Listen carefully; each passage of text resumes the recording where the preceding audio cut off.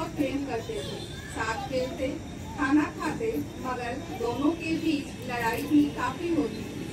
ऐसे ही एक लड़ाई के बारे में हम आज आपको बताने वाले हैं। एक बार माँ पार्वती अपने दोनों पुत्रों को बड़े प्यार से भोजन खिला रही थी। यह लड्डू गणेशा का, यह लड्डू कार्तिकेय का।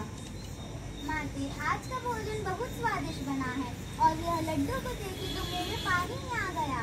ओ गणेश, तुम कितना भोजन खाते हो? माँ, यह गणेश एक बार में कितने सारे लड्डू खा जाता है। मुझे तो सिर्फ 2 ही लड्डू मिले, मुझे और लड्डू चाहिए। नहीं माँ, मुझे और लड्डू चाहिए। नहीं माँ, पहले लड्डू मुझे दो।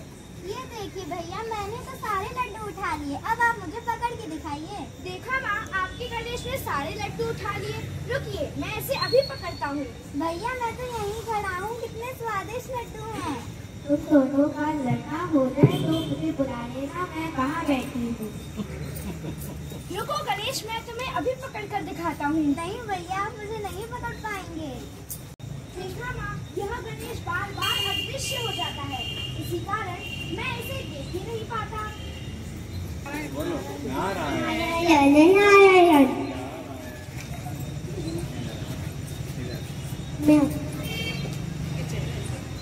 कार्तिक को माँ पार्वती जी के साथ हट करता देख नारद मुनि समझ जाते हैं कि गणेश व कार्तिक झगड़ा कर रहे थे।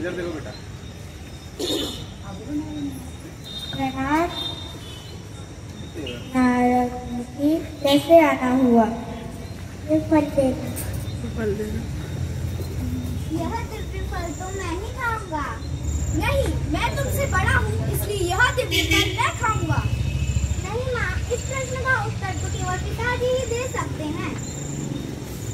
सब मिलकर भगवान शिव के पास पहुँचते हैं और माँ पार्वती शिव जी को सारी बात समझाते हैं। घेरा बना के रख लिया।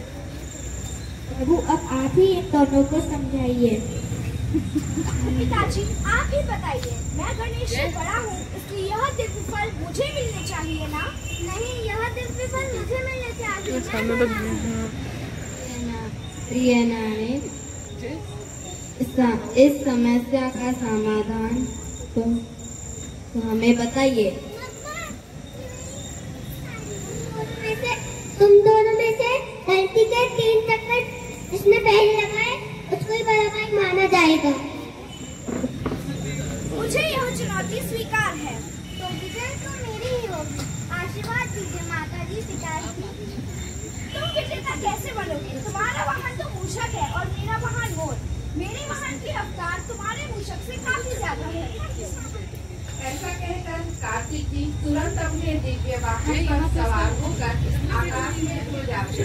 तभी मूषक ने कहा, प्रभु, मैं तो मोर की तरह तेज रफ्तार से नहीं उड़ सकता, हम विजेता कैसे बनेंगे?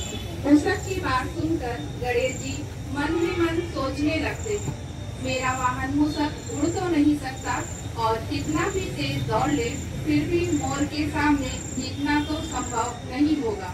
मुझे कुछ और तरकीब लगानी पड़ेगी।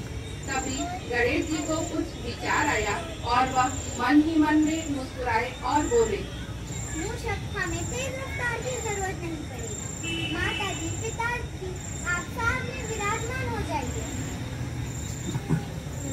आप विराजमान। क्या तुम धरती के चक्कर नहीं लगाओगे? क्या तुम्हें जीतना नहीं है? पार्वती, हमारे दोनों पुत्र बुद्धिमान हैं। गणेश ऐसा कर रहा है तो सोच कर ही कर रहा होगा। गणेश जी ने अपने दोनों हाथ जोड़े और भगवान शिव और पार्वती जी के समक्ष चक्कर लगाने लगे। गणेश जी को ऐसा करते देख भगवान शंकर, माँ पार्वती और देवर्षि नारद चकित हो गए और वह सोचने लगे कि बाल गणेश यह क्या कर रहे हैं। 3 चक्कर लगाकर गणेश जी ने माँ पार्वती से कहा, माते, मैंने 3 चक्कर पूर्ण कर लिए हैं, अब आप मुझे वह दिव्य फल दे दीजिए। लेकिन पुत्र, तुमने तो हमारे आजू बाजू चक्कर लगाए, तुम तो धरती के चक्कर लगाने गए ही नहीं, तो हम कैसे कह सकते हैं कि तुम जीत गए हो? माते, विश्व के चक्कर लगाने के लिए मुझे मुझे कैलाश छोड़ के जाने की आवश्यकता ही नहीं है, क्योंकि शास्त्रों में लिखा है कि माता पिता के चरणों में ही सारा संसार विराजमान है। इसलिए जब मैंने आके इधर गिधर चक्कर लगाए, अर्थात मैंने पूरे संसार के चक्कर लगाए और मैंने अपनी चुनौती पूर्ण की।